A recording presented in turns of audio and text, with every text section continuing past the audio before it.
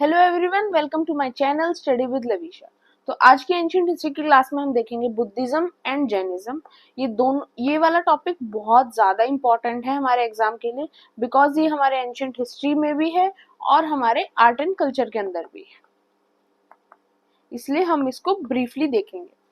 Start करने से पहले थोड़ा सा इंट्रो देख लेते हैं कि कैसे स्टार्टिंग होगी बुद्धिज्म। ये तो हम सबको पता है, बुद्धिज्म के फाउंडर कौन थे? गौतम बुद्धा। अब एक बैक स्टोरी क्या है, पहले चीज ये समझो कि उस टाइम पे ऐसा क्या हुआ जो आपका नियर अबाउट 6-7 BCE के टाइम का टाइम पीरियड था। उस टाइम पे ऐसा क्या हुआ कि उस टाइम पे दो रिलीजन डेवलप हुए, Buddhism and second one is your Jainism. उस टाइम पे हुआ ये कि जो आपका ब्राह्मणिज्म था वो पीक पर था, लेकिन लोग ब्राह्मणिज्म से परेशान थे। क्यों परेशान थे?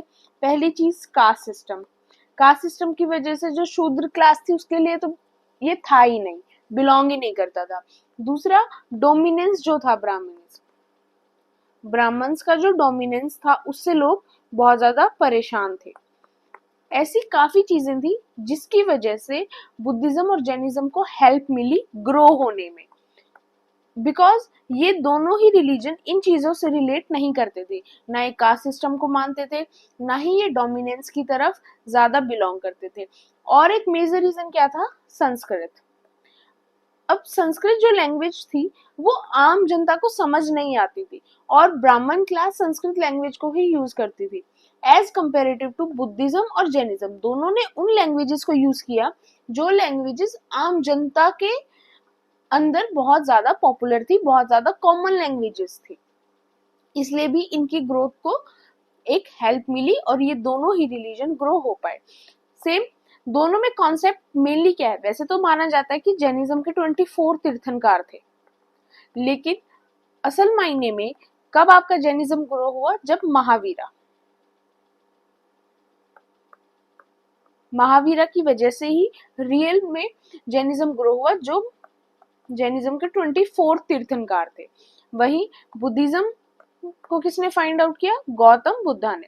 अब दोनों ही जो इंसान थे, गौतम बुद्धा और महावीरा, दोनों की सेम सी स्टोरी है कि दोनों ही अच्छी खासी एक रिच फैमिली से बिलोंग करते थे, अच्छी फैमिली से बिलोंग करते थे, राज जो परिवार होता है उससे बिलोंग करते थे, लेकिन दोनों ने ही एक सर्टेन एज के बाद ये डिसाइड किया कि ये सब कुछ छोड़ देंगे और दोनों ही जंगल में जाकर तपस्या करने लगे। और फिर इनको इनलाइटनमेंट मिला और उसके बाद इन्होंने अपने अपने रिलीजन को, अपनी अपनी थ्योरीज को लोगों में बांटना शुरू किया।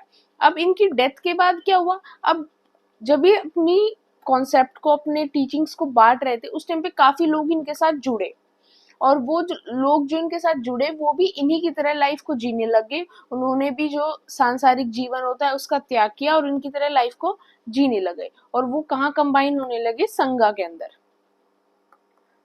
अंदर कंबाइन होने लग गए। पहले ऐसा था कि ये चीजें सिर्फ मेन के लिए थी, बाद में वुमेन के लिए भी वो चीजें होने लगी, और मेन और वुमेन दोनों ही एज ए संघा के फॉर्म में उन चीजों के लिए काम करने लगे। इन दोनों की डेथ के बाद दोनों ही रिलीजन्स में कुछ काउंसिल्स हुई, जिन काउंसिल्स के अंदर इन रिलीजन से रिलेटेड कुछ डिसीजंस लिए गए, जिसके अंदर इन्हीं के जो फॉलोअर्स थे वो शामिल थे, और जो राजा इनको सपोर्ट कर रहा था इन रिलीजन को, वो भी उसके अंदर शामिल थे। अब बुद्धिज्म की अपनी टीचिंग्स है, जैनिज्म की अपनी टीचिंग्स है। दोनों का जो स्प्रेड का एरिया था, स्टार्टिंग दोनों की ही बिहार के पास से हुई और ऑल ओवर द वर्ल्ड दोनों ही रिलीजन फैल गए। अब एक टाइम था जब दोनों रिलीजन्स की पॉपुलैरिटी पीक पर थी, बट फिर धीरे धीरे टाइम के साथ दोनों की रिलीजन की पॉपुलैरिटी में डिक्लाइन भी आया। अब डिक्लाइन आने का क्या रीजन था? डिक्लाइन आने का रीजन ये था कि अब दोनों किस कॉन्सेप्ट की वजह से ग्रो हुए थे कि कास्टिज्म को नहीं मान रहे हैं, करप्शन नहीं है, ब्राह्मणिज्म की तरह डोमिनेंस नहीं है, इस चीज की वजह से, लैंग्वेज की वजह से। लेकिन धीरे धीरे क्या होता है ना कि हर चीज में करप्शन आ जाता है। वैसे ही दोनों रिलीजन्स की थ्योरी के अंदर भी क्या रहा कि दोनों रिलीजन के अंदर भी करप्शन आने लग गया। जब वुमेन की एंट्री हुई तो उसके बाद मेन और वुमेन के गलत रिलेशंस बनने लग गए संगा के अंदर, और ये भी कुछ कुछ संस्कृत से इफेक्ट होने लग गई, इनके भी जो टेक्स्ट थे वो भी। तो उस वजह से दोनों रिलीजन धीरे धीरे डिक्लाइन होते गए। आज भी काफी आपको जैनिज्म और बुद्धिज्म के फॉलोअर मिलेंगे, काफी लोग मिलेंगे जो इन रिलीजन से बिलोंग करते हैं, बट एज कंपेरेटिवली जब हम हिंदू या फिर किसी और रिलीजन, हिंदू रिलीजन के कंपैरिजन में जिनसे उस टाइम पे कंपैरिजन किया गया था ब्राह्मणिज्म से, उससे थोड़ा सा कम मिलेंगे। लेकिन आज भी लोग इन दोनों रिलीजन को फॉलो करते हैं और हम इन दोनों रिलीजन की ही उतनी ही एज सेम लेवल पर रिस्पेक्ट भी करते हैं। अब हम स्टार्ट करेंगे पहले बुद्धिज्म देन जैनिज्म कि क्या क्या रहा, क्या क्या इनकी टीचिंग्स रही, क्या चीजें गौतम बुद्ध और महावीरा ने फॉलो करने के लिए बोली, और इनके जो स्कूल्स हैं, जो इनकी काउंसिल्स हुई, इनके जो टेक्स्ट हैं उनको कैसे डिवाइड किया गया, इनके टेक्स्ट में क्या लिखा हुआ है, वो सब कुछ हम आगे देखते हैं। Let's start from Buddhism. The religion is based upon the teachings, life experience of its founder Siddhartha Gautama, born in circa 563 BCE। Date की कोई श्योरिटी नहीं है, बट नॉर्मली टेक्स्ट बुक के अंदर हम इस डेट को फॉलो करते हैं। अब देखो, ऐसा कहा जाता है कि आप अगर हम बुद्धा की स्टोरी देखते हैं कि जब वो पैदा हुए, जैसे हमारे होते हैं ना कि पैदा होने के ऊपर ऋषि मुनि आते थे पहले, अब भी पंडित होते हैं जो नामकरण करते हैं, कुंडली बनाते हैं। तो जब उनके साथ ये चीजें हुई गौतम बुद्धा के साथ, तो उसी टाइम के अंदर उनको, उनके जो पिता थे, उनको एक पुरोहित ने बोला भी था कि क्या तो आपका बच्चा पूरी तरीके से इन चीजों के अंदर इंडल्ज हो जाएगा, जो राजकीय चीजें होती हैं, राज्य को संभालना, लोगों की हेल्प करना, या फिर ये सब कुछ छोड़कर एक साधु बन जाएगा। इसी कॉन्सेप्ट की वजह से ऐसा भी माना जाता है कि उनको घर से बाहर निकलने की परमिशन भी नहीं थी, उनका बहुत जल्दी उनकी शादी करा दी गई थी और उनको इतना घर से बाहर नहीं निकलने दिया जाता था।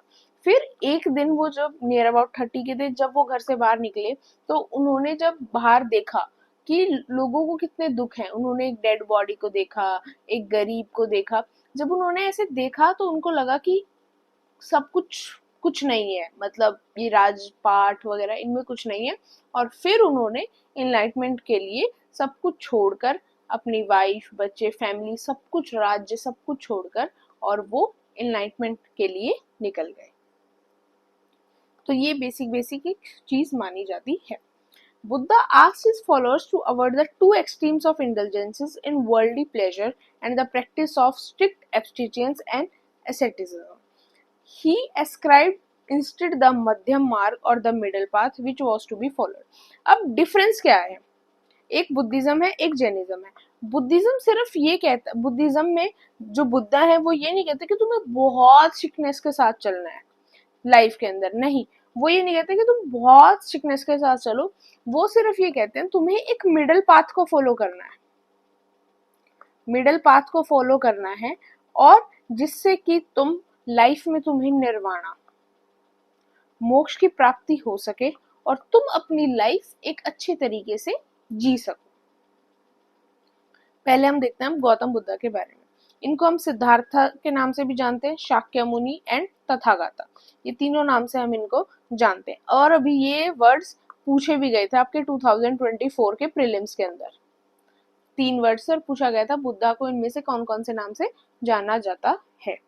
बिलोंग किससे करते थे? शाक्य क्लैन से बिलोंग करते थे। फादर सिद्धोदना, मदर माया देवी। बर्थ प्लेस क्या था? लम्बिनी, कैपिटल ऑफ साक्य रिपब्लिक, आज के टाइम पे कहाँ है? नेपाल के अंदर। बर्थ प्लेस हो गया। टीचर कौन थे? अलारा कामा एंड उत्तरा रामपुत्रा। इनलाइटमेंट कहाँ मिली इनको? पीपल के पेड़ के नीचे मिली। कहाँ पर? बोध गया, बिहार। कौन सी रिवर के? निरंजना। पहली बार इन्होंने अपना फर्स्ट सरमन कहाँ दिया? सारनाथ के अंदर दिया, सेम बिहार, डियर पार्क के अंदर, ऑन धर्म चक्र परिवर्तन, कि धर्म का जो चक्र है वो कैसे बदलता है। स्टार्टिंग का जो सरमन था वो कितनों ने अटेंड किया? 5 डिसिपल्स ने अटेंड किया, जिसमें से एक कौन थे? महाकश्यपा, जो इनके पहले डिसिप्लिन, जो पहले इनको फॉलो करने वाले व्यक्ति बने थे। महापरिनिर्वाणा, मोक्ष कहाँ मिला? जो हम डेथ होती है हमारी, वो कहाँ हुई? Kushinagar at the age of 80। तो हमें मेन चीजें पता होनी चाहिए, बिकॉज जो हमारी मैपिंग होती है उसके अंदर भी इस चीज की में हमें हेल्प मिलती है कि उनकी वहां पर उनको निर्वाणा कहाँ मिला, 80 की एज में मिला कुशीनगर के अंदर। पहला सरमन सारनाथ में बिहार के अंदर ऑन धर्म चक्र परिवर्तन। बर्थ प्लेस लम्बिनी था उनका। इनलाइटमेंट कहाँ मिला, पीपल के पेड़ बोधगया बिहार। आगे बुद्धा की 5 टीचिंग्स क्या कहती हैं। पहला, no killing, respect for life. अगर आप जो किसी की जिंदगी की कदर करो और किसी को मारो मत, मतलब जो बेसिकली हंटिंग वाला कॉन्सेप्ट होता था उस टाइप से। और थेफ्ट से दूर रहो, चोरी वगैरह नहीं, कोई सेक्सुअल मिसकंडक्ट नहीं, गलत मत करो किसी के भी साथ, और अच्छा बोलो, इंटॉक्सिकेशंस में रहो कि अच्छा बोलो, आप किसी के लिए अच्छा ही बोल रहे हो। ऐसा नहीं तुम किसी को गाली वगैरह दे रहे हो, किसी के लिए गलत चीजें सोच रहे हो, गलत कर रहे हो, उन सारी चीजों से दूर रहना है। ये बुद्धा की टीचिंग्स थी। 4 नोबल ट्रुथ क्या कहते हैं। World is full of misery, desire is a root cause of sorrow, desire can be conquered by following Ashtangika Marga, या फिर 8 फोल्ड पाथ। अब देखो, संसार तो दुखों से भरा हुआ है, ठीक है। दुखों का सबसे बड़ा रीजन क्या है, डिजायर, इच्छा सबसे बड़े रीजन है। इसी से रिलेटेड एक स्टोरी भी बहुत फेमस है बुद्धा की। वो क्या दी कि एक लेडी होती है, उनके बच्चे की डेथ हो जाती है, तो वो बुद्धा के पास आती हैं और आकर उनसे कहती हैं कि आप मेरे बच्चे को जिंदा कर दीजिए। तो बुद्धा उनको कहते हैं मैं ऐसा कर दूंगा, बट एक शर्त पर कि पहले तुम पूरे गांव में जाकर आओ, आसपास के एरिया में जाकर आओ, और हर घर में जाकर ये पता लगा कर दिखाओ कि कौन सा घर ऐसा है जिसमें किसी की डेथ ना हुई हो और कोई भी दुख ना हो। तो वो लेडी क्या करती है, अब एक माँ अपने बच्चे के लिए जैसी होती है उसी हिसाब से वो क्या करती है कि वो सभी घरों में जाती है, सभी घरों में जाती है और सबसे जाकर पूछती है। बट रियलिटी क्या मिलती है कि उसको इवन अ सिंगल घर ऐसा नहीं मिला जहां पर किसी की डेथ ना हुई हो और किसी को कोई दुख ना हो। जब बुद्धा फिर उनको समझाते हैं कि ये तो लाइफ है, ये चीजें होनी ही होंगी, और वो उनको मृत्यु का और जीने का और डिजायर हर चीज का मतलब फिर समझाते हैं। तो वही चीज है कि आपके दुख का सबसे बड़ा रीजन क्या होता है, डिजायर। फॉर एग्जाम्पल हम यूपीएससी के लिए भी कर रहे हैं, हमारा फिलहाल दुख क्या चल रहा है कि हाँ यूपीएससी नहीं हो रहा है, यूपीएससी होगा या नहीं होगा, वो भी हमारा एक दुख ही है, बिकॉज हमारी एक इच्छा है कि यस हम फ्यूचर में सिविल सर्वेंट बने। तो उसी इच्छा की वजह से हम क्या हैं, दुखी हैं। तो desire is a root cause of sorrow, desire can be conquered, desire को कंक्वायर किया जा सकता है, इच्छा को पूरा किया जा सकता है। कैसे, इन 8 फोल्ड पाथ को फॉलो करके। अब ये 8 फोल्ड पाथ क्या है, राइट व्यू, आपकी इंटेंशन करेक्ट होना चाहिए, आपका व्यू करेक्ट होना चाहिए, आपको अच्छा बोलना है, सही बोलना है, आपके एक्शंस राइट होने चाहिए, किसी को हार्म करने वाले नहीं, आपको अच्छी तरह जीना है, अच्छे दिमाग अच्छे माइंडफुल माइंड के साथ जीना है, एक राइट डायरेक्शन के अंदर आपको एफर्ट करने, और आपका कंसंट्रेशन भी बिल्कुल आपकी जो डिजायर है उस पर होना चाहिए, और डिजायर सही होनी चाहिए। ऐसा नहीं है कि आप कुछ भी डिजायर आप अंदर अपने मन के अंदर फॉर्म कर लो जो किसी और के लिए भी गलत हो। अब थ्री पीटक्स क्या है कि मेनली जो भी बुद्धा की डेथ के बाद काउंसिल्स हुई और बुद्धा की चीजों को 3 हिस्सों में 3 पीटक्स में डिवाइड किया गया। तीनों के अंदर अलग अलग चीजों को लिखा हुआ है और तीनों को अलग अलग टाइम के ऊपर ही ऐड किया गया आफ्टर बुद्धा's डेथ। अब है एक है हमारा द विनय पीटक। विनय पीटक के अंदर क्या लिखा हुआ है, consist of rules of conduct and discipline applicable to the monastic life of the monks and nuns. हमने जब स्टार्टिंग की बुद्धिज्म की, जब हमने बात की थी कि बुद्धा की डेथ के बाद चीजें कौन संभालने लग गया, संगा के लोग। संगा के लोग कौन थे, जो आपके मॉन्क्स एंड नन्स, जो एक मॉन्क लाइफ जीते थे, जो अपने सांसारिकता को त्याग कर शहर से दूर रहते थे और भिक्षा के रूप में अपना काम चलाते थे। तो उनके जो जो रूल्स थे कि वो शादी नहीं कर सकते, वो एक लग्जरी लाइफ नहीं जी सकते, वो सब कहाँ लिखे हुए हैं, विनय पीटक के अंदर लिखे हुए हैं कि उनको क्या क्या कैसे कैसे रहना है और कौन कौन सी चीजों को अपने ऊपर एप्लीकेबल करना है। अगला है Sutta Pitaka, consist of the main teachings और धम्मा ऑफ बुद्धा। अब जो बुद्धा की टीचिंग्स हैं वो कहाँ लिखी हुई है? सूत पिटक के अंदर लिखी हुई है, जिनको आगे इसी के अंदर एक सब उसके अंदर 5 निकायस के अंदर भी डिवाइड किया हुआ है। ये आपके वो 5 निकाय, ये याद ना रहे कोई मैटर नहीं, आपको बस ये पता होना चाहिए कि 3 पीटक है हमारे और तीनों में किस पीटक के अंदर कौन क्या चीज मेंशन है, ये आपको जरूर पता होना चाहिए। Abhidhamma Pitaka is a philosophical analysis and systemization of the teachings and the scholarly activity of the monks। अब अभिधम्मा पिटक के अंदर क्या लिखा हुआ है कि जो एक्टिविटीज मॉन्क्स करते थे उनका जो एनालिसिस था, उन्होंने जो चेंजमेंट किए, वो सारी चीजें कहाँ लिखी हुई है? अभिधम्मा पिटका के अंदर। अदर इंपॉर्टेंट टेक्स्ट क्या क्या थे बुद्धिस्ट के? दिव्यन, दीपावंशा, महावंशा, मिलिंदपना एक्सेट्रा, ये सारे कुछ अदर इंपॉर्टेंट बुद्धिस्ट टेक्स्ट हैं। अब ये क्या चीज है कि the oldest prayer place in history where slaves, insolvent, disease were not allowed. There were 65 types of crime called Patimokkha which were prohibited.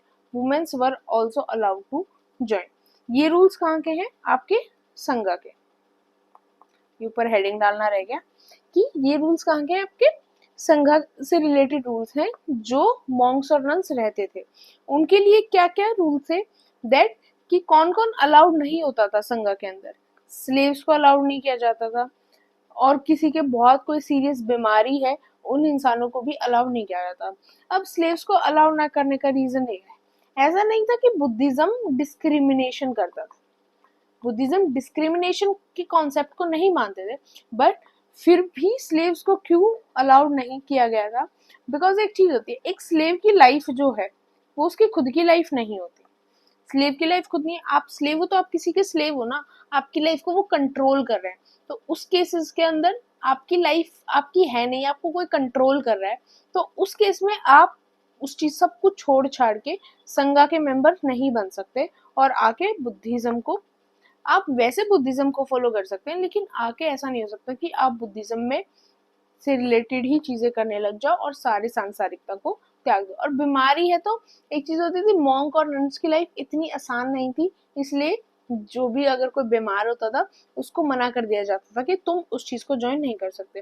पहले वुमेन को अलाउ नहीं था, लेकिन बाद में वुमेन को भी अलाउ कर दिया था कि आप भी संघा के मेंबर बन सकते हो।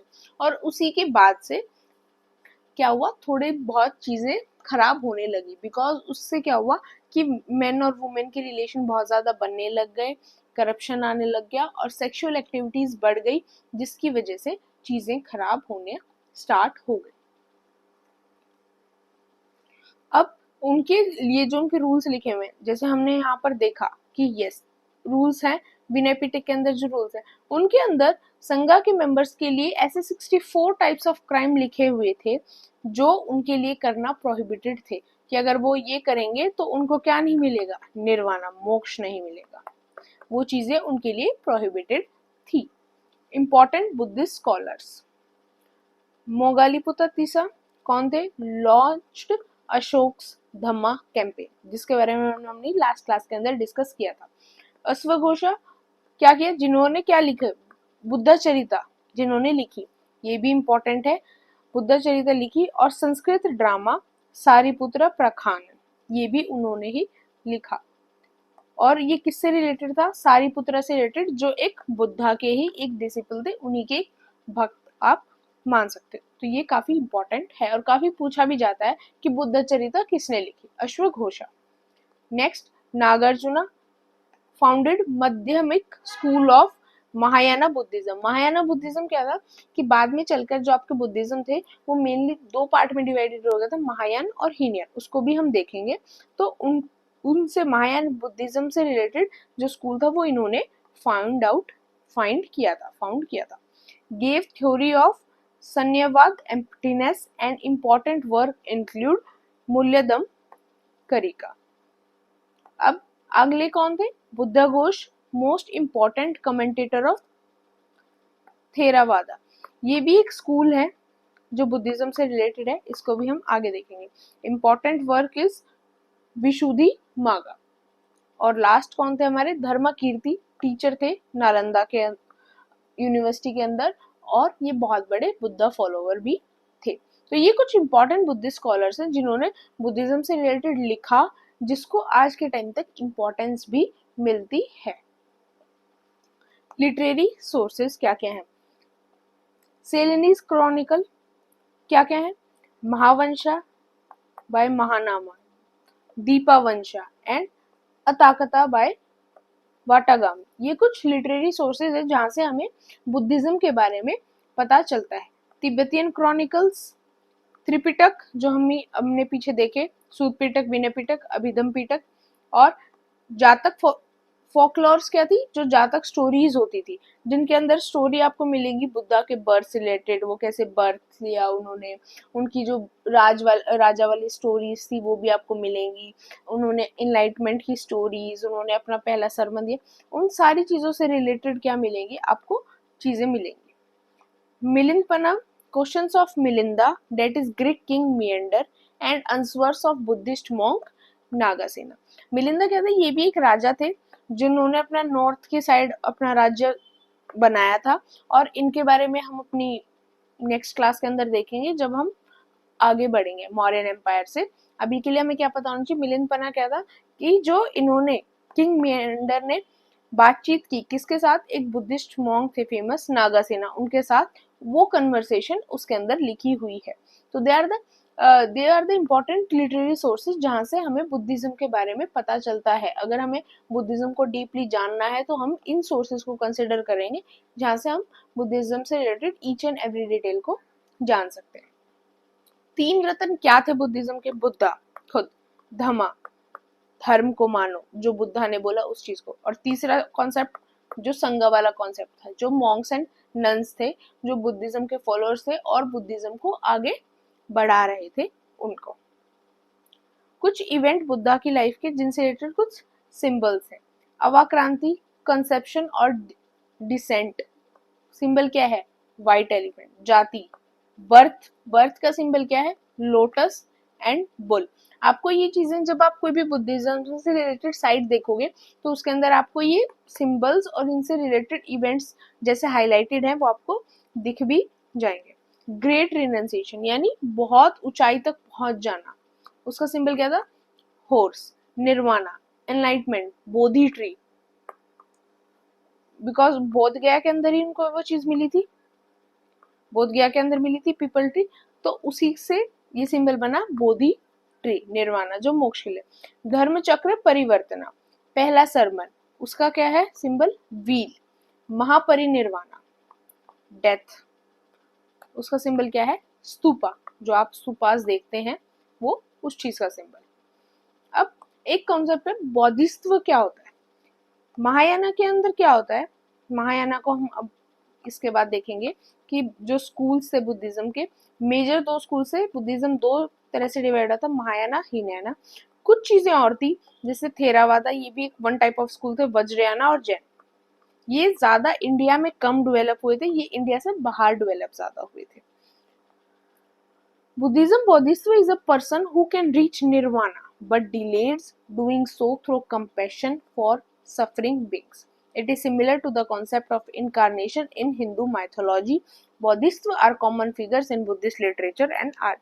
Bodhisattva mainly कौन से लोग होते हैं जिनको निर्वाणा तो मिल रहा है, मोक्ष तो मिलेगा, लेकिन थोड़ा डिलेड होकर मिलेगा, बिकॉज उन्होंने कुछ चीजें ऐसी की हैं जो सोसाइटी के अंदर गलत थी। अब पहले उनको उनका कंपेशन करना पड़ेगा, पहले जो प्रायश्चित होता है वो करना पड़ेगा, और उसके बाद ही उनको निर्वाणा मिल पाएगा। ये सेम कॉन्सेप्ट आप हिंदुज्म के अंदर भी फॉलो करते हैं कि अगर आपने कुछ गलत किया है, आपने अच्छे कर्म नहीं किए, तो फिर आपको वो चीजें भुगतनी पड़ेंगी, वो चीजें झेलनी पड़ेंगी, और उसके बाद क्या होगा कि आपको मोक्ष की प्राप्ति हो सकेगी।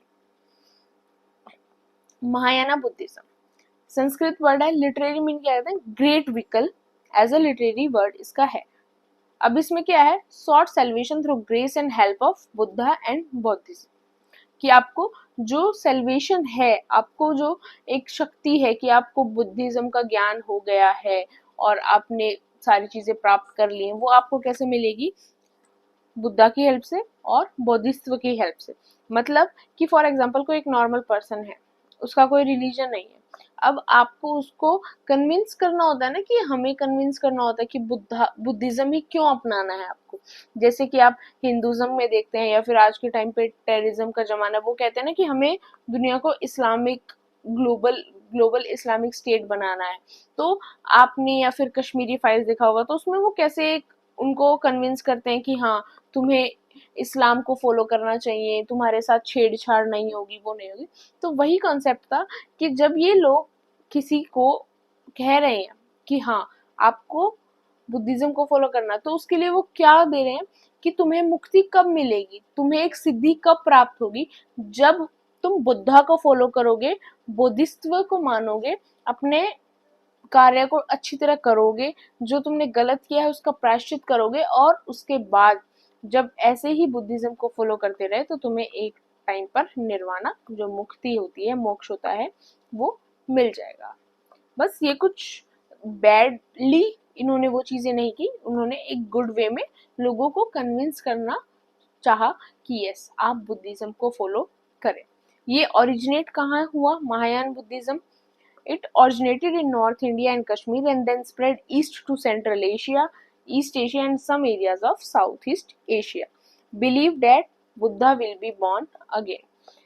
महायान बुद्धिज्म के लोग जो महायान को फॉलो करते हैं, वो ये मानते हैं कि यस, बुद्धा जो है उनका दोबारा भी जन्म हुआ। वर्शिप बुद्धा इन आइडल फॉर्म, ये बुद्धा की मूर्ति की पूजा करते थे, जबकि जो बुद्धा थे वो जब तक जिंदा थे उन्होंने कभी ऐसा नहीं किया कि आप आइडल वर्शिप करो। वो आइडल वर्शिप के बहुत ज्यादा खिलाफ थे। उस टाइम पे हिंदुज्म के अंदर आइडल वर्शिप होती थी, लेकिन वो एक आइडल वर्शिप के बिल्कुल खिलाफ थे। लैंग्वेज महायान ने कौन सी यूज की? संस्कृत यूज की। सब स्कूल्स क्या थे? चितमात्रा, मध्यमा का। जैन जो है वो भी एक महायान का ही सब स्कूल है, जिसको हम एक बार आगे देखेंगे। Next, Hinayana lesser vehicle, defective vehicle, upturned vehicle. ऐसा माना जाता है कि जो पुराने कॉन्सेप्ट्स थे बुद्धिज्म के, वो हीनियन में फॉलो किए जाते हैं, और महायान में नए कॉन्सेप्ट्स को लाया गया। जो काउंसिल हुई, काउंसिल के अंदर ही हीनियन महायान अलग अलग किए गए। तो ऐसा बोला जाता है कि जो पुरानी चीजें थी वो हीनियन में रखी गई, नई चीजें महायान में आ गई। इसीलिए इसको लेसर व्हीकल और डिफेक्टिव व्हीकल, अपटर्न्ड व्हीकल बोला जाता है। It believes in the original teachings of Buddha और doctrine of Earth. जो बुद्धा की ओरिजिनल टीचिंग्स थी, ये उसके अंदर ही बिलीव करते थे। इन्होंने कुछ भी चेंज नहीं किया। अब बुद्धा की डेथ के बाद एक महायान बुद्धिज्म आया, जो बिल्कुल ही चेंज्ड वर्जन था जो बुद्धा कहते थे उससे। और हीनियन क्या था? एग्जैक्टली वही चीजें जो बुद्धा के टाइम पे फॉलो की जाती थी, जिसमें बुद्धा बिलीव करते थे। Original teachings of Buddha, Buddha भी नहीं मानते थे कि रीबर्थ वाले कॉन्सेप्ट के अंदर, ये भी नहीं मानते थे। आइडल वर्शिप के अंदर बुद्धा भी नहीं मानते थे, और ये भी नहीं मानते। इन्होंने अपनी लैंग्वेज भी पाली ही रखी, जो आम जनता की लैंग्वेज थी। इन्होंने अपनी चीजों को संस्कृत के अंदर नहीं शिफ्ट किया, और ये बिलीव करते थे कि जो बुद्धा थे वो एक इंटेलेक्चुअल थे, जिन्होंने अपनी मतलब एक अंदर की जो मेडिटेशन होता है उस पावर से सारी चीजों को हासिल किया। वो भगवान नहीं मानते थे बुद्धा को, वो एक इंटेलेक्चुअल मानते थे कि जिन्होंने सारी चीजों को खुद से, खुद की मेहनत से, खुद के मेडिटेशन पावर से, और बहुत मतलब ट्राई करने के बाद उनको वो सारी चीजें मिली, और उनको समझ में आया कि लाइफ का रियल मीनिंग क्या है। Next, Theravada. Theravada Buddhism is older and the more conservative of the two main divisions of Buddhism and is often referred to as traditions of the elder. ये कुछ ज्यादा ही ओल्ड कॉन्सेप्ट के अंदर believe करते थे। ये भी एक हीनयान का ही पार्ट थे, बट ये बहुत ज्यादा कंजर्वेटिव साइड भी थी इनके, जिसकी वजह से क्या है कि आपको कुछ भी करने की, किसी भी चीज की कोई फ्रीडम नहीं मिलती। ये इतना इम्पोर्टेंट नहीं है। अगर आपसे बहुत डीपली पूछा जा रहा है तो आपसे सिर्फ महायान और हीनयान ही पूछा जाएगा, बट फिर भी थोड़ा सा हमें इसके बारे में भी पता होना चाहिए कि ये भी one of the type of Hinayana sect.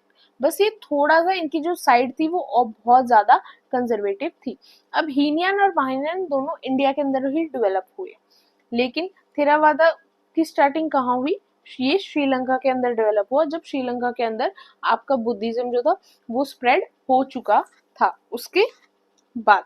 And it is a dominant form of religion. Buddhism का एक डोमिनेंट फॉर्म है कौन कौन से जगह पे, कंबोडिया, लाओस, म्यांमार, श्रीलंका वाले एरिया में मेनली बुद्धिज्म के अंदर इसी फॉर्म को फॉलो किया जाता है। वज्रयाना, वज्रयाना कौन सा था, तांत्रिक विद्या। जैसे हमारे हिंदुज्म के अंदर भी काला जादू का कॉन्सेप्ट होता है, मुस्लिम के अंदर भी, इस्लाम के अंदर भी जिन विन वाला जो कॉन्सेप्ट होता है वो जिन वाला कॉन्सेप्ट होता है। ऐसी चीजें काफी मानी जाती हैं जो नॉर्मली हम मानते हैं कि एक सोसाइटी के लिए गलत है, चाहे वो किसी भी रिलीजन के अंदर क्यों ना हो। वही सेम चीज कहीं ना कहीं बुद्धिज्म में भी डेवलप हुई, जिसको वज्रयाना कहा गया, जो तांत्रिक बुद्धिज्म माना गया। और ये स्कूल कहाँ डेवलप हुआ, मेनली इंडिया के अंदर ही डेवलप हुआ नियर अबाउट 900 सी। देखो 900 सी बहुत बाद में हो गया, बिकॉज बुद्धा कब स्टार्टिंग हुई थी बुद्धिज्म की, 600 बीसी, मतलब बहुत बाद में जाकर ये चीजें भी बुद्धिज्म के अंदर आने लग गई। और यही रीजंस थे कि बुद्धिज्म भी डिक्लाइन, एक टाइम पे जब सभी लोग बुद्धिज्म को फॉलो करने के लिए तैयार थे, वो बहुत वाइडली, बहुत तेजी से स्प्रेड हो रहा था, राजा जो थे वो भी इसी को मान रहे थे, लेकिन उनकी डिक्लाइनिंग में यही रीजंस थे। जैसे महायान बुद्धिज्म हो गया, जिसमें लैंग्वेज संस्कृत कर दी गई, आइडल वर्शिप आने लगे। तो एक चीज है, आइडल वर्शिप आ गई, आप संस्कृत यूज कर रहे हो, तो आप में और हिंदुज्म में डिफरेंस क्या रह गया, तो लोग हिंदुज्म को छोड़कर क्यों बुद्धिज्म को फॉलो करेंगे, तो वो चीजें बाद में एड ऑन होना स्टार्ट हो गई थी। ये मेनली कहाँ पॉपुलर हुआ, ईस्टर्न इंडिया के अंदर, पर्टिकुलरली बंगाल, बिहार के अंदर। आज भी नॉर्मली आप काला जादू का कॉन्सेप्ट भी देखेंगे तो वो मेनली कहाँ माना जाता है कि बंगाल की साइड ज्यादा डेवलप है आज के टाइम पीरियड के अंदर भी। Jain, it is a school of Mahayana Buddhism. ये भी महायान का पार्ट था, जो कहाँ डेवलप हुआ, चाइना के अंदर डेवलप हुआ during the Tang dynasty as the Chan school of Chinese Buddhism in and later developed into various school। ये जापान के अंदर भी सेम चीजों पे आने लग गया। Meditation is the most distinctive feature of this Buddhist tradition. इसके अंदर सबसे ज्यादा किस पे ध्यान दिया गया, सिर्फ मेडिटेशन के ऊपर, कि यस मेडिटेशन करो तुम्हें सब कुछ मिलेगा, तुम्हारी हर प्रॉब्लम का सोल्यूशन क्या है, मेडिटेशन ही है। अब बुद्धिस्ट काउंसिल्स कौन कौन सी, पहली काउंसिल्स कहाँ हुई, पहली काउंसिल हुई राजगृह के अंदर। उसके जो बुद्धा के डिसिपल कौन थे जिन्होंने उसको चेयर किया, महाकश्यपा थे। राजा कौन थे, अजाता शत्रु। हमने अजाता शत्रु के बारे में देखा था, जब भी हमने देखा था कि वो बुद्धा के फॉलोवर थे और वो इस चीज के कॉन्सेप्ट को मानते थे और उन्होंने बुद्धिज्म को स्प्रेड करना चाहा। It was held soon after the Mahaparinirvan of the Buddha. Buddha की डेथ के जस्ट बाद ही इस काउंसिल को ऑर्गेनाइज किया गया, जो आपकी फर्स्ट काउंसिल थी। The council was held with the purpose of preserving Buddha's teaching and the rules for discipline. इसका क्या पर्पज था कि बुद्धा की टीचिंग को बचाया जाए और जो डिसिपल्स हैं, जो संघा के लोग थे, उनके लिए भी मतलब चीजों को, उनके लिए भी रूल्स को मेंटेन किया जाए। तो during this councils the teachings of Buddha were divided into 3 पीटक्स। तो आपकी जो कंपाइलेशन थी पीटक्स की, वो इस काउंसिल के बाद की गई। सेकेंड काउंसिल कहाँ हुई, वैशाली के अंदर हुई। चेयर किसने किया, सभा कामी। राजा कौन थे, Kalashoka. Divide in Sthaviravadins and Mahasanghikas. Main changes कहाँ आए, एक तो फर्स्ट पे और एक आपके फोर्थ में। थर्ड कहाँ हुई, पाटलिपुत्र के अंदर हुई। ये उनके चेयरमैन हो गए मोगलीपुत्र अतिशा। किंग कौन थे, अशोका, बिकॉज अशोका जो ग्रेट अशोका जो थे हमारे मौर्यन डायनेस्टी के, वो भी बुद्धिज्म के अंदर बहुत ज्यादा बिलीव करते थे आफ्टर कलिंग के वॉर, जो हमने लास्ट क्लास में देखा। कंपाइलेशन किसकी हुई, अभिधम्म पिटक की जो मेन कंपाइलेशन है वो इस काउंसिल के बाद हुई। फोर्थ काउंसिल कहाँ हुई, कश्मीर के अंदर हुई। चेयरमैन वाशुमित्रा और अश्वघोषा। किंग कौन थे, कनिष्क। इनके बारे में अभी हमने कवर अप किया नहीं, कनिष्क। और इसी काउंसिल के बाद क्या हुआ, महायान और हीनयान के अंदर बुद्धिज्म डिवाइड हो गया। बुद्धिज्म का कंट्रीब्यूशन रिलीजियसली क्या रहा, एथिकल लिविंग के ऊपर ज्यादा उन्होंने स्ट्रेस किया रेदर देन रिचुअल्स और एनिमल सेक्रीफाइसेस। जो चीज उस टाइम पे सोसाइटी के अंदर थी, उस टाइम पे बहुत ज्यादा एनिमल सेक्रीफाइसेस के अंदर और रिचुअल्स, हवन वगैरह का जो कॉन्सेप्ट होता है उसके अंदर ज्यादा रिलाई किया जाता था। लेकिन इन्होंने एक एथिकल लिविंग के ऊपर ज्यादा बिलीव किया कि यस आप एक एथिकली जियो, एक अच्छी तरह से जियो और इन चीजों के ऊपर ज्यादा बिलीव मत करो। Does not recognise the existence of God, इन्होंने भगवान के एग्जिस्टेंस को नहीं माना कि कोई भगवान होते हैं, कोई अदृश्य शक्ति होती है। इन्होंने मिडल पाथ को फॉलो करने की सलाह दी। Propagated liberal and democratic values, इनकी वैल्यूज बहुत ज्यादा डेमोक्रेटिक थी, ये ज्यादा वर्ण सिस्टम के अंदर, डिस्क्रिमिनेशन के अंदर बिलीव नहीं करते थे और लोगों की ओपिनियंस की वैल्यू करते थे और उनके ओपिनियंस को सुनते थे और उन चीजों को मोल्ड करते थे। वुमेन और मेन के अंदर भी डिफरेंस नहीं किया जाता था, दोनों को सेम समझा जाता था। अपोज्ड कास्ट एंड वर्ण सिस्टम, ना ही कास्ट सिस्टम में बिलीव करते थे, ना ही वर्ण सिस्टम के अंदर बिलीव करते थे, और वेदास की अथॉरिटी को चैलेंज किया था। सबसे पहले बुद्धिज्म ने ही वेदास की अथॉरिटी को भी चैलेंज किया। आर्ट एंड कल्चर के अंदर अगर आप देखेंगे तो बहुत सारे स्तूपास हैं, सांची, बुद्धगया और भी बहुत सारे हैं, लेकिन मेन ये ज्यादा हैं। इन्होंने एजुकेशन को भी प्रमोट किया रेसिडेंशियल यूनिवर्सिटी से, लाइक आपकी तक्षशिला, नालंदा और विक्रमशाला। बाद में नालंदा एक one of the major university थी, ऐसा हब था जहां पर आपको बुद्धिज्म से related each and every detail मिलती थी, लेकिन फिर बाद में उस चीज को डिस्ट्रॉय कर दिया गया। The language of Pali and other local languages developed through the teachings of Buddhism. अभी लोकल लैंग्वेजेस को मानते थे, उसकी वजह से लोकल लैंग्वेजेस के अंदर भी आपका जो लिटरेचर था वो फॉर्म होना स्टार्ट हो गया। अब बुद्धिज्म डिक्लाइन क्यों हुआ? The reason is due to violation in the Buddhism Sangha. इन्होंने भी संस्कृत को कहीं ना कहीं अडॉप्ट कर लिया था महायान बुद्धिज्म के अंदर, उसकी वजह से ये जो लोकल मासेस थे उनसे ये अलग हो गया। कुछ 12th सेंचुरी के नियर अबाउट जो इन्वेडर्स बाहर से आए, उन्होंने क्या किया, मोनेस्ट्रीज को डिस्ट्रॉय कर दिया।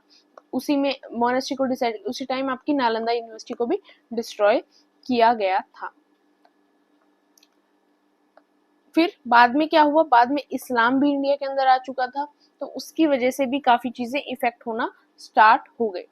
और फिर एक चीज क्या हुई कि राजपूत रूलर्स थे वो बहुत ज्यादा, बाद में क्या हुआ, बाद के टाइम पे सबसे ज्यादा डेवलप कौन हुए, Rajput rulers and Mughal rulers. अब मुगल्स तो इस्लाम को फॉलो कर ही रहे थे, वो तो चेंज करने वाले हैं नहीं, और बाद के जितने भी रूलर्स आए उन्होंने बुद्धिज्म को स्प्रेड करने में कोई हेल्प नहीं की, क्योंकि बिकॉज बाद के रूलर्स मेनली राजपूत क्लैन के थे जो किस में बिलीव करते थे, वॉर के अंदर बिलीव करते थे। और अगर कोई इंसान वॉर के अंदर बिलीव कर रहा है तो वो बुद्धिज्म को कैसे फॉलो कर सकता है, बिकॉज बुद्धिज्म किस कॉन्सेप्ट के ऊपर था, बुद्धिज्म का कॉन्सेप्ट ही क्या था, वही सेम गांधी वाला नॉन वायलेंस। अगर थोड़ी बहुत भी वायलेंस हो रही है मतलब वो चीज बुद्धिज्म के अगेंस्ट है, इसलिए बाद के जितने रूलर्स आए उन्होंने भी बुद्धिज्म को स्प्रेड करना सही नहीं समझा। इस तरह से बुद्धिज्म डिक्लाइन होता चला गया। Next, Jainism came into prominence in 6th century BC when Lord Mahavira propagated the religion. The word Jain is derived from Jina or Jaina, which means the conqueror. 24 तीर्थंकर से हमने स्टार्टिंग में बात की थी, उसमें से फर्स्ट तीर्थंकर किसको माना जाता है, ऋषभनाथ को माना जाता है और ऋषभदेव को माना जाता है। 23rd किसको माना जाता है, Parshvanatha who was born in Varanasi. And the last किसको माना जाता है, 24 तीर्थंकर कौन थे हमारे, वर्धमान महावीरा। अब ऐसा माना जाता है कि जो बुद्धिज्म की डॉक्ट्रिन है उससे जैन की डॉक्ट्रिन बहुत पहले की है, बिकॉज इसके अंदर आपको 24 तीर्थंकर मिलते हैं, मतलब बट मेजर पॉपुलैरिटी जैनिज्म के पास कब आई, जब इनके 24 तीर्थंकर वर्धमान महावीरा हुए और इन्होंने जैनिज्म को एक्सपेंड किया। इनका बर्थ कहाँ हुआ था, वैशाली के नियर अबाउट खुंदाग्रामा के अंदर, बिलोंग करते थे गंत्रिका क्लैन से, दोनों ही कंटेम्पररी से, सेम टाइम के आसपास इनका बर्थ हुआ था, सेम टाइम के आसपास इनकी डेथ हुई। Parent Siddhartha and Trishala, he was married to Yashoda and a daughter भी इनकी थी, प्रियदर्शना। टीचर कौन थे, अलारा कामा एंड उत्तरका रामपुत्रा। ये चीजें जाननी इतनी डिटेल में आप ना भी याद हो तो कोई प्रॉब्लम नहीं है, मेन क्या बताना चाहिए कि इन्होंने सेल्वेशन कहाँ ली, डेथ कहाँ हुई, फर्स्ट सरमन कहाँ दिया, वो चीजें आपको याद होनी चाहिए। He attained Kaivalya highest spiritual knowledge at the age of 42 under Sal tree. Thus, he is called Mahavira. One who conquered his senses, जिसका अपनी सेंसेस के अंदर ही कंट्रोल हो, और Nirgrantha, free from all bonds, जिसका कोई भी सांसारिक बॉन्ड ना हो। फर्स्ट सरमन कहाँ दिए इन्होंने? At Pava, died at Pava near Rajgriha at the age of 72. A symbol was associated with every Tirthankar and Mahavira symbol was a lion. 24 तीर्थंकर के 24 सिंबल है, उनमें से महावीर का सिंबल क्या है? लॉयन। टीचिंग्स क्या कहती हैं जैनिज्म की? Rejected authority of Vedas and वैदिक रिचुअल्स, ये भी वेदा के कॉन्सेप्ट में नहीं मानते थे। Did not believe in the existence of God, God के एग्जिस्टेंस को भी नहीं मानते थे। किस में मानते थे? Believe in Karma. जैनिज्म किसके ऊपर बेस्ड है? कर्म के ऊपर बेस्ड है। मतलब जैनिज्म में कर्मा और नॉन वायलेंस का कॉन्सेप्ट इतना स्ट्रांग है कि आप एनिमल्स को तो हार्म कर ही नहीं सकते, बट आप प्लांट्स को भी हार्म नहीं कर सकते, बिकॉज प्लांट्स के अंदर भी लाइफ होती है। ये एक स्ट्रिक्ट इनका बिलीव था, बट आज के टाइम पे बिलीफ चेंज हो गया है, बिकॉज अब इतना स्ट्रिक्ट बिलीफ फॉलो करना पॉसिबल नहीं है। बट यस, जब जैनिज्म डेवलप हुआ उस टाइम पे उनका बिलीफ इतना स्ट्रांग था नॉन वायलेंस को लेकर। Emphasise the equality but did not condemn the varna system. अब थोड़ा सा डिफरेंस बुद्धिज्म और जैनिज्म में क्या है? बुद्धिज्म वर्ना सिस्टम को मानता ही नहीं था, लेकिन जैनिज्म भी इक्वालिटी को मानते थे, बट कहीं ना कहीं थोड़ा सा उनकी चीजों में वर्ना सिस्टम को एड ऑन किया जाता था। Advocated a life of austerity and non violence, कि हाँ ये चीजें सेम थी बुद्धिज्म के अंदर भी, जैनिज्म के अंदर भी। अब जैनिज्म की 5 डॉक्ट्रिन्स क्या थी? No injury to a living being से रिलेटेड कोई इंजरी आपको नहीं करनी है, आपको किसी को हार्म नहीं करना है। अब लिविंग बीइंग प्लांट्स भी होते हैं हमारे और एनिमल्स भी होते हैं। डू नॉट स्पीक अ लाई, झूठ नहीं बोलना है। डू नॉट स्टील, चोरी नहीं करनी है, किसी की जो प्रॉपर्टी है उसको एक्वायर नहीं करना है, और ब्रह्मचर्य को फॉलो करना है एक सर्टेन लाइफ के बाद। 3 ज्वेल्स क्या कहते हैं? राइट फेथ, राइट नॉलेज और राइट एक्शन। अच्छी चीजों पे भरोसा रखो, अच्छी नॉलेज, सही नॉलेज और सही एक्शन। अब जैनिज्म का स्प्रेड कैसे हुआ? संघ की हेल्प से ही, जैसे बुद्धिज्म का हुआ था। It consist of women and main both, under the patronage of Chandragupta Maurya. Chandragupta Maurya जो थे, हमने जो लास्ट क्लास में देखा था कि एक टाइम के बाद उन्होंने राज्य छोड़ दिया था, और उसके बाद वो जैनिज्म को स्प्रेड करने में लग गए थे और एक नॉर्मल लाइफ को जीने लग गए थे। इनके अलावा कौन कौन से इंपॉर्टेंट किंग हुए जिन्होंने भी जैनिज्म को फॉलो किया? वो कौन कौन से थे? जो गंगा डायनेस्टी थी, कदम्बास थे, चालुक्य रूलर्स थे, राष्ट्रकूटास थे, इन्होंने भी कहीं ना कहीं क्या किया? जैनिज्म को स्प्रेड करने में हेल्प की। When Bhadrabahu, Guru of Chandragupta Maurya, left for South India, सतुलबाहु remained in the north with his follower। अब देखो चंद्रगुप्त मौर्य ने क्या किया था? राज्य छोड़कर वो इन्हीं के साथ साउथ इंडिया की साइड शिफ्ट हो गए थे, जिससे क्या हुआ? जैनिज्म साउथ इंडिया की साइड भी स्प्रेड होने लग गया। अब after Bhadrabahu returned with his follower, Jainism क्या हुआ? 2 सेक्ट्स के अंदर डिवाइडेड हो गया। जैसे आपका बुद्धिज्म जो था वो हीनयान और महायान के अंदर डिवाइडेड हुआ, वैसे ही आपका जैनिज्म भी 2 सेक्ट के अंदर डिवाइडेड हो गया, एक दिगंबर और एक श्वेतांबर। दोनों में फर्क क्या था? एक में आपको बिल्कुल ही नेक्ड रहना था, और एक में आपका क्या था कि आप थोड़ा सा जो आपके प्राइवेट पार्ट्स है उनको कवर अप कर सकते हैं। ये था श्वेतांबर और दिगंबर का कॉन्सेप्ट। और एक चीज ये थी कि जो नॉर्थ के लोग थे उन्होंने श्वेतांबर फॉलो किया, और जो साउथ के थे उन्होंने दिगंबर को फॉलो किया। यही जैनिज्म के मेन 2 स्कूल्स थे। अब स्कूल्स ऑफ जैनिज्म देखते हैं। Jain order had been divided into 2 major sects, Digambar and Shwetambar. The division occurred mainly due to a famine in Magda, which compelled a group led by Bhadrabahu to move south India. During the 12-year famine, the group in South India stuck to the strict practices, while the group in Magda adopted a more lax attitude and started wearing white clothes. After the end of famine, when the southern group came back to Magda, the changed practices led to the division of Jainism into 2 sects. अब बहुत simple सी story है कि जो भद्रबाहु थे वो south के अंदर चले गए थे, चंद्रगुप्त मौर्य भी साउथ के अंदर शिफ्ट हो गए थे। तो जो साउथ में लोग थे उन्होंने तो चीजों को बहुत सीरियसली फॉलो किया, लेकिन उसके पीछे जो नॉर्थ की चीजें थी वो थोड़ी सी चेंज हो गई, लोगों का वहां का एटीट्यूड चेंज हो गया, और वहां के जो जैन फॉलोअर्स थे वो व्हाइट कपड़े पहने लग गए थे। इसलिए बाद में जब साउथ वाले वापस नॉर्थ में आए तो चीजें चेंज हो गई और चीजें दिगंबर और श्वेतांबर के अंदर डिवाइडेड हो गई। दिगंबर कंप्लीट न्यूडिटी, आप कुछ भी नहीं पहन सकते। अब मेल जो मॉन्क्स हैं वो कुछ नहीं पहनेंगे, और जो फीमेल मॉन्क्स हैं वो अनस्टिच प्लेन व्हाइट साड़ी को कैरी कर सकते हैं। 5 वोस को फॉलो करेंगे, सत्य अहिंसा असत्य, जो हमने पीछे देखे थे। Do not steal, do not tell a lie, believe women can not achieve liberation, ये इसमें बिलीव रखते थे। Bhadrabahu was an exponent of this sect, जो मेन थे इस सेक्ट के कौन थे? भद्रबाहु। मेजर सबसेक्ट्स क्या थे? ये थे, ये आपको याद हो ना भी हो तो चलेगा। श्वेतांबर में क्या था कि मॉन्क्स जो थे वो व्हाइट क्लोथ्स को पहनने लग गए थे, मेन भी और वुमेन भी।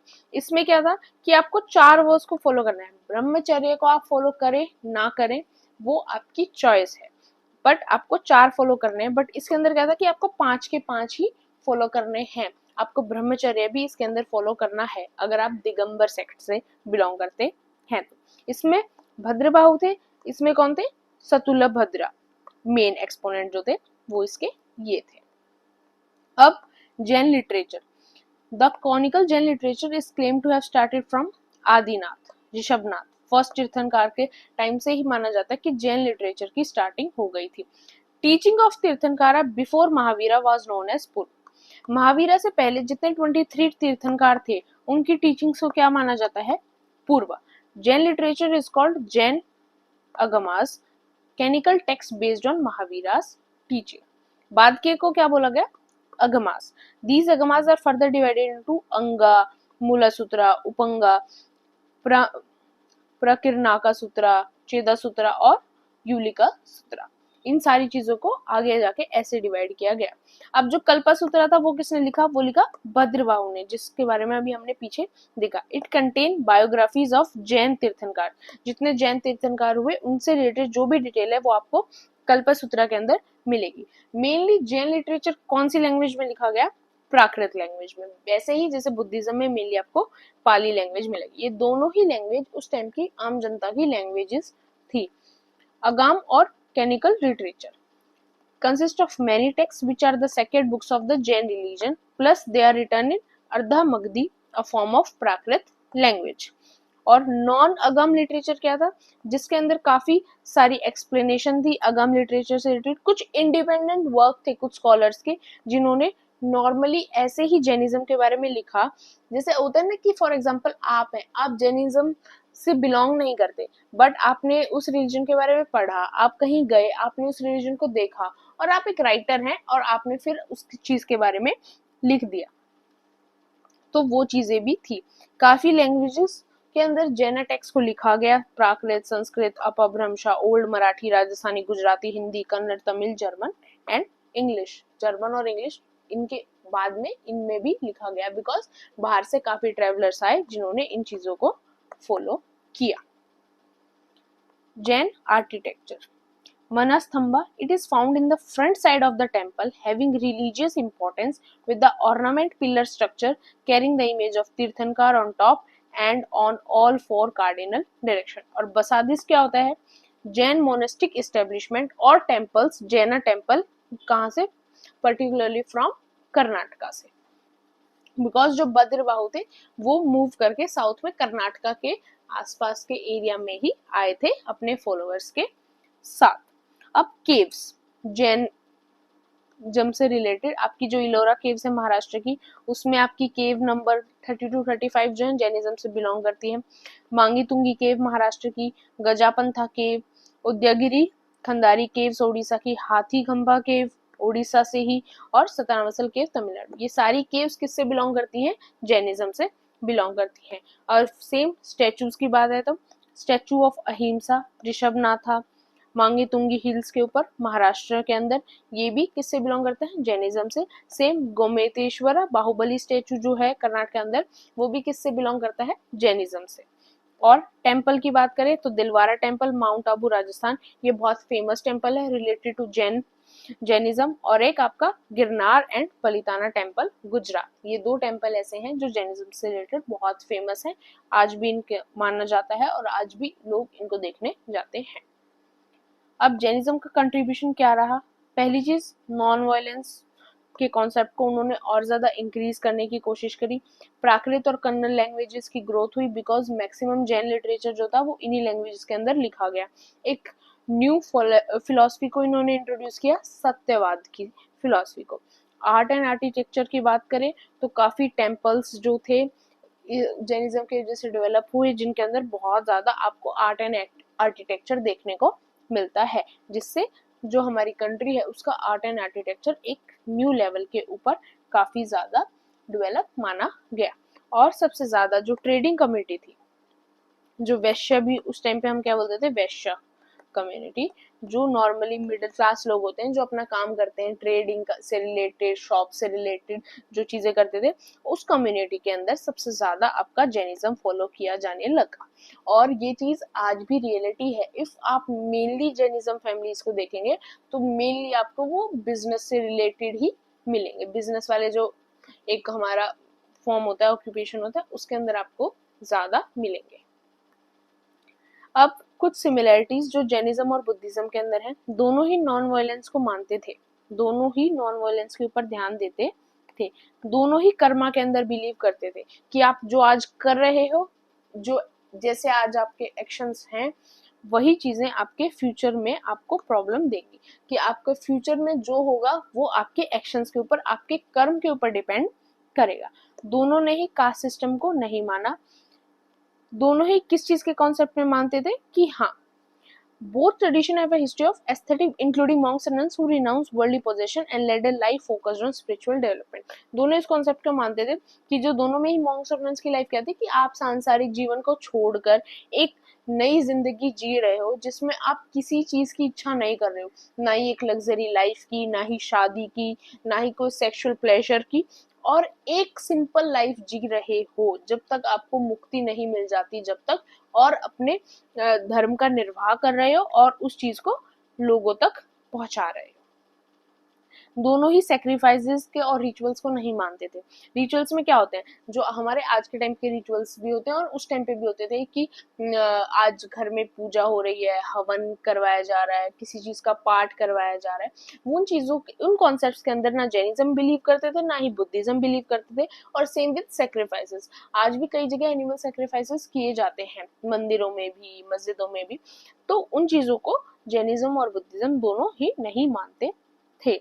संस्कृत लिटरेचर की जहां तक की बात करें कि दोनों ही रिलीजन्स में बाद में संस्कृत इंक्लूड हुई, लेकिन साथ के साथ इनका जो मेन टेक्स्ट थे, जो इनकी मेन फिलॉसफीज थी, वो किस चीज में कंपाइल रही, नॉर्मल लैंग्वेजेस के अंदर भी कंपाइल रही, कि यस, एक नॉर्मल से नॉर्मल इंसान जो इतना पढ़ा लिखा नहीं है, जिसको ज्यादा नहीं पता, संस्कृत के नॉलेज नहीं है, वो भी बुद्धिज्म और जैनिज्म के बारे में बहुत इजीली स्टडी कर सकता था। वहीं हिंदुज्म से रिलेटेड अगर आपको उस टाइम पे जानना था तो आपको संस्कृत की नॉलेज ही होनी चाहिए, और सब लोगों के लिए वो चीज भी फॉलो करना पॉसिबल नहीं था। जो शूद्र क्लास थी और कुछ वर्ण सिस्टम था, उसमें आप उस चीज को भी फॉलो नहीं कर सकते। While Jainism and Buddhism share common culture and philosophical influences from ancient India, they have some distinct interpretation of these ideas in different paths to spiritual realization. These differences have led to the development of unique practices, beliefs, community within it. भले ही कुछ चीजें same थी Jainism और Buddhism के अंदर, कि दोनों ही cast को नहीं मानते थे, वर्ण सिस्टम को ज्यादा नहीं मानते थे, डिस्क्रिमिनेशन को नहीं मानते थे, और इन चीजों को नहीं मानते थे, बट कुछ चीजें क्या थी कि उन चीजों को प्रैक्टिस करने का तरीका अलग था। मतलब कि निर्वाणा, तुम्हें दोनों का कॉन्सेप्ट निर्वाणा के ऊपर बेस्ड है कि हाँ, तुम्हारा अल्टीमेट गोल क्या है, मुक्ति को पाना, मोक्ष को पाना, लेकिन तरीके जैनिज्म के अलग थे और बुद्धिज्म के अलग थे। Jainism recognise the God existence of God while Buddhism did not. Buddhism ने कभी नहीं कहा कि भगवान है, गॉड जैसी कोई पावर है, वहीं जैनिज्म कहीं ना कहीं थोड़ा बहुत उस चीज को बिलीव करते थे। Jainism does not condemn the varna system. Jainism ने बिल्कुल ही मना नहीं किया कि वर्ना सिस्टम नहीं है, बट बुद्धिज्म बिल्कुल ही उस कॉन्सेप्ट के अगेंस्ट थे कि वर्ना सिस्टम जैसा कुछ नहीं होता। Jainism believed in the transmigration of soul, reincarnation, while Buddhism does not. जो जैनिज्म थे वो पुनर्जन्म के अंदर बिलीव करते थे, रीइंकार्नेशन के अंदर बिलीव करता था Jainism, but Buddhism rebirth, reborn ऐसे किसी कॉन्सेप्ट के अंदर बिल्कुल ही नहीं मानते थे। बुद्धिज्म एक मिडिल पाथ को फॉलो करता था कि तुम ठीक है अपनी लाइफ जी रहे हो, साथ के साथ इन चीजों को फॉलो करो, राइट एक्शन, राइट लाइवलीहुड, और तुम्हें निर्वाणा की, मोक्ष की, मुक्ति की प्राप्ति हो जाएगी।